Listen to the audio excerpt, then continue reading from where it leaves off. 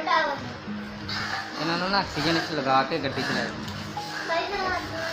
दोस्तों, इस दुनिया में हम इंसान भगवान के बाद जिसे सबसे ऊंचा दर्जा देते हैं वो है डॉक्टर। क्योंकि जब इंसान जिंदा रहने की सारी उम्मीदें छोड़ देता है तब डॉक्टर ही उसे मौत के कगार से वापस लाकर सही सलामत जिंदा खड़ा करते हैं। और कई बार तो डॉक्टर मेडिकल फील्ड में ऐसे ऐसे अजूबे करके दिखा चुके हैं जिन पर विश्वास भी नहीं होता। पर दोस्तों, विश्वास तो तब भी नहीं होता जब ये पता चलता है कि लोगों को नई जिंदगी देने वाले यही डॉक्टर्स अपनी जेब भरने के लिए लोगों के साथ धोखाधड़ी करने में बिल्कुल भी शर्माते नहीं हैं। यहाँ तक कि कई सारे ऐसे डॉक्टर्स इस दुनिया में मौजूद हैं जिनका सिर्फ और सिर्फ एक ही मकसद है, और वो है गरीब और लाचार लोगों को बेवकूफ़ बनाकर उनसे पैसा ऐंठना। क्योंकि उन्हें तो इस बात से कोई फर्क नहीं पड़ता कि सामने वाला जिंदा है या मर रहा है, उन्हें तो सिर्फ अपनी तिजोरी भरने से मतलब है। और हम ये बातें हवाई में नहीं कह रहे, और ना ही हम अंधेरे में कोई तीर छोड़ रहे हैं, बल्कि ऐसे कई सारे आंकड़े सामने आए हैं जिन्हें देखने के बाद आपके पैरों तले जमीन खिसक जाएगी। हालांकि हम उन आंकड़ों के बारे में आपसे बताएं उससे पहले हम आपसे ये बात जानना चाहेंगे कि जिस तरह हर वर्दी पहनने वाला पुलिस वाला घूसखोर नहीं होता, ठीक उसी तरह सफेद कोट पहनने वाला हर डॉक्टर बेईमान नहीं होता। कुछ ऐसे ही डॉक्टर्स इस दुनिया में मौजूद हैं जो निस्वार्थ भाव से लोगों की सेवा करते हैं, बिना ये सोचे समझे कि इसमें उनका क्या फायदा होगा या नहीं। इसका सबसे बड़ा एग्जाम्पल आप आगरा में देख सकते हैं, जहां पर इंडियन मेडिकल एसोसिएशन द्वारा एक कैंपेन चलाया जा रहा है जिसमें मात्र 10 रुपए लेकर लोगों का इलाज हो रहा है, जिसकी वजह से कई सारे लोगों को एडवांस लेवल का इलाज मात्र 10 रुपए में लेने की सहूलियत मिल रही है। ये अपने आप में एक बहुत बड़ी पहल है, लेकिन अभी इस दिशा में और भी ज्यादा कदम बढ़ाए जाने बाकी हैं, क्योंकि 100 में से अगर 1-2 लोग मरीजों के हित में काम करेंगे और 98 लोग इन्हें लूटने में लगे रहेंगे तो आप खुद ही बताइए कैसे काम चलेगा। अक्सर आपने ये देखा होगा कि किसी भी नए हॉस्पिटल के खुलने के कुछ ही समय बाद उसमें भीड़ होनी शुरू हो जाती है। अब यहाँ सवाल ये आता है कि आखिर ये चमत्कार होता कैसे है, क्योंकि किसी नए बिजनेस को सेटल होने में कम से कम 1-2 साल का वक्त तो लग ही जाता है, लेकिन मेडिकल फील्ड में ऐसी कौन सी बुलेट ट्रेन की स्पीड लगी होती है कि सारा काम फटाफट हो जाता है। असल में दोस्तों, इस चीज के पीछे सबसे बड़ा योगदान हमारे गली मोहल्ले में अपनी दुकान खोले बैठे झोला छाप डॉक्टर से होता है, जो सर्दी, जुकाम, बुखार, पेट दर्द, केवल 4 बीमारियों के इलाज के अलावा 5वां कोई मर्ज नहीं है जिसका इलाज उनके पास हो।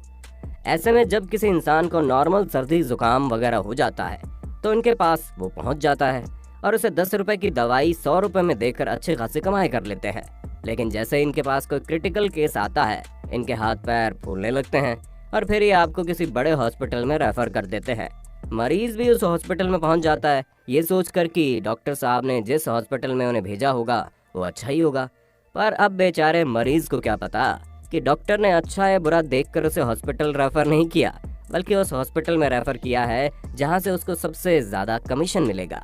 और बेचारे गरीब और लाचार लोग बिना कुछ सोचे समझे इस तरह के महंगे हॉस्पिटल में पहुंच जाते हैं जहां इलाज के नाम पर सिर्फ और सिर्फ उन्हें लूटा जाता है। पर सबसे ज्यादा दुख की बात तो यह है कि इन हॉस्पिटल वालों को इस बात से कोई फर्क नहीं पड़ता कि वो जिसे लूट रहे हैं वो गरीब है या अमीर, क्योंकि जैसे इंसान हॉस्पिटल पहुंचता है वहां उसे कंगाल बनाने का खेल शुरू हो जाता है। हॉस्पिटल पहुंचते ही मरीज की दुनिया भर की जांच लिख दी जाती है, जैसे कि ब्लड टेस्ट, यूरिन टेस्ट और पता नहीं क्या क्या, जिनमें से आधे से ज्यादा की कोई आवश्यकता भी नहीं होती। ऐसा कई बार देखा गया है कि किसी मरीज को अगर हल्का सा बुखार भी हो जाए तो टाइफाइड से लेकर लीवर इन्फेक्शन तक के हर चीज का टेस्ट करवाया जाता है। अब मरीज जैसे ही पैथोलॉजी लैब में पहुंचता है वैसे ही उनकी आंखें चमक उठती है, जैसे कि उनके सामने कोई बकरा हलाल होने के लिए खुद ब खुद चला आ रहा हो। वैसे शायद आपको ये ना पता हो कि ये जो पैथोलॉजी लैब वाले हैं ये भी मरीज को उनके यहाँ डॉक्टर के द्वारा भेजने के लिए अलग से कमीशन देते हैं, जिसका सीधा सा मतलब है इंसान को लूटने के लिए हर कोई आपस में मिला हुआ है। पर दोस्तों, खेल अभी यहीं पर नहीं रुकता। इसके बाद नंबर आता है मेडिकल्स का। हमें लूटने में इन मेडिकल्स वालों का भी एक अहम रोल है। आप खुद ही सोचिए, अपने एसी वाले कैबिन में बैठकर डॉक्टर बड़े आराम से आपको ऐसी दवाई लिख कर देगा जो पूरे शहर के 1 या 2 मेडिकल स्टोर को छोड़कर कहीं और मिलेगी ही नहीं। ऊपर से आपको बाकायदा उस दुकान के बारे में बताया भी जाएगा कि जाकर यहाँ से दवाई ले लो और यहाँ से आसानी से मिल जाएगी। और जैसे ही आप दवाई लेने वहाँ पहुँचेंगे तो दवाई का दाम सुनकर ही इंसान की तबीयत और ज़्यादा ख़राब हो जाती है, क्योंकि वो नॉर्मल दवाई बाहर 20-10 रुपए में मिल जाती है, उसे ये लोग एक अलग से ब्रांडिंग के साथ 10 गुना ज़्यादा रेट में बेचते हैं और बेचारा मरीज कुछ भी नहीं कर पाता, क्योंकि उसे तो वो दवाई खानी है जो डॉक्टर ने उसे लिख कर दी है। दोस्तों, ये खेल बड़ा ही पेचीदा है जिसके पीछे MR यानी कि मेडिकल रिप्रेजेंटेटिव का सबसे बड़ा हाथ होता है। आपने अक्सर डॉक्टर की दुकान में बढ़िया फॉर्मल शर्ट पैंट पहने, हाथों में बैग टांगे लोगों को देखा होगा,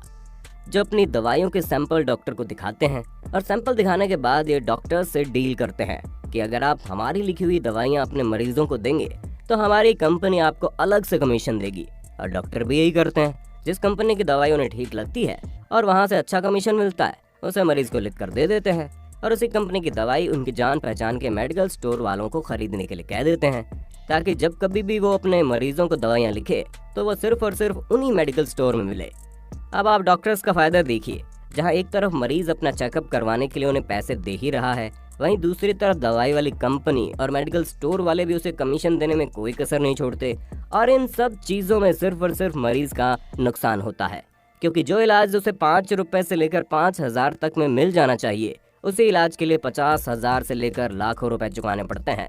जिंदा इंसान तो चलिए फिर भी ठीक है, ये सफ़ेद कोट पहने डॉक्टर जो खुद को भगवान कहते हैं, वो तो मरे हुए मुर्दा लोगों को भी नहीं छोड़ते। कई बार ऐसा देखा गया है कि अस्पताल में मरे हुए इंसान को भी 2 से 3 दिन तक वेंटिलेटर में रखा जाता है, ताकि मरीज के परिवार वाले उम्मीद ना हारे और लगातार उसके इलाज के लिए अस्पताल वालों की जेब भरते रहें। पर उन्हें क्या पता, जिसकी ज़िंदगी के लिए वो अपनी एक एक पाई बेचने को तैयार है, वो तो कब का उन्हें अलविदा कहकर जा चुका है। और इसका सबसे बड़ा उदाहरण आपको अक्षय कुमार की गब्बर इज बैक मूवी में देखने को मिलता है, जहां मरीज मर जाता है लेकिन फिर भी उसे जिंदा बताकर उसके ऑपरेशन के लिए उसके परिवार वालों से पैसे ऐंठे जाते हैं। और ये चीज़ आज के टाइम पर आपको हर दूसरे हॉस्पिटल में देखने को मिल जाएगी। यहाँ पर सबसे बड़ा सवाल ये आता है कि क्यों चंद रुपए के लालच में आकर ये अपना धर्म भूल जाते हैं और भगवान का दर्जा देने के बावजूद अपने कर्तव्य से डगमगा जाते हैं। और इसका जीता जागता उदाहरण आज के समय से बेहतर कभी देखने को मिलेगा ही नहीं, क्योंकि जिस हिसाब से लोग डॉक्टर और अस्पताल वालों की लापरवाही से मर रहे हैं, वैसा इतिहास काल में आज तक कभी नहीं हुआ। ऐसा कई बार देखा जा रहा है कि मरीज केवल ऑक्सीजन की कमी के कारण अस्पताल में भर्ती होता है, लेकिन बाद में पता चलता है ऑक्सीजन मिलना तो दूर की बात है, मरीज को तो 2 वक्त की रोटी भी नहीं नसीब हो रही। और दूसरे दिन मरीज के घर वालों को फोन पहुंच जाता है कि आपका मरीज इस महामारी की चपेट में आकर मौत के आगोश में चला गया। ये बात हम नहीं बल्कि आंकड़े कह रहे हैं कि आज के समय में जितनी भी मौतें हो रही हैं, उनमें से अधिकतर अस्पताल में ही हो रही हैं। यहाँ तक कि बेचारा गरीब आदमी अपने परिवार को बचाने के लिए घर बार सब कुछ बेचने को तैयार है ताकि उसका परिवार सुरक्षित रहे, लेकिन अस्पताल वालों को परिवार की सुरक्षा से कहाँ कुछ लेना देना है। उनके लिए तो ये महामारी किसी गोल्डन टिकट से कम नहीं है, जिसमें आए दिन मरीज अस्पताल का दरवाजा खटखटाता है, ये सोचकर कि अस्पताल में बेहतर इलाज मिलेगा और वो वापस से इस महामारी से लड़ सकेगा। लेकिन अस्पताल में भर्ती होने के बाद अलग ही नज़ारा देखने को मिलता है। केवल पैसों के लिए जो व्यक्ति कोविड-19 नेगेटिव था, उसे भी पॉजिटिव बनाकर लोगों से पैसे कमाए जा रहे हैं। और जो इंसान इस महामारी की चपेट में आकर बहुत बुरे तरीके से फंसा हुआ है, जिसे ऑक्सीजन न मिलने के कारण उसके सीने में सांस नहीं आ रही, उसके साथ अस्पताल वाले ऐसे व्यवहार कर रहे हैं जैसे उनके सीने में दिल नहीं पत्थर भरा हो, जो बेचारे गरीब के आंसू देखकर पसीज भी नहीं रहे। और इतिहास गवाह है कि चाहे महामारी हो या फिर कोई दूसरी आपदा, अमीर इंसान तो हर एक चीज से लड़ लेता है, लेकिन सबसे ज्यादा नुकसान बेचारे गरीबों का होता है, जिनके पास 2 वक्त की रोटी के लिए पैसे नहीं होते। ऐसे में अगर उनके सामने इस तरह की बड़ी बीमारी लाकर खड़ी कर दी जाएगी तो आप खुद ही सोचिए वो कैसे इन सब चीज़ों से निकल पाएंगे। इसलिए दोस्तों, अगर हमारे देश को विकास की ओर बढ़ना है तो मेडिकल सिस्टम का ठीक होना बहुत ज़रूरी है, वरना जो पैसा इंसान को अपनी पढ़ाई और डेवलपमेंट में लगाना चाहिए, वो अगर मेडिकल फील्ड में लगाकर कंगाल हो जाएगा तो आप खुद ही बताइए देश कैसे तरक्की करेगा। बाकी आपका इस पर क्या कहना है, हम कमेंट में ज़रूर जानना चाहेंगे। और इसी तरह की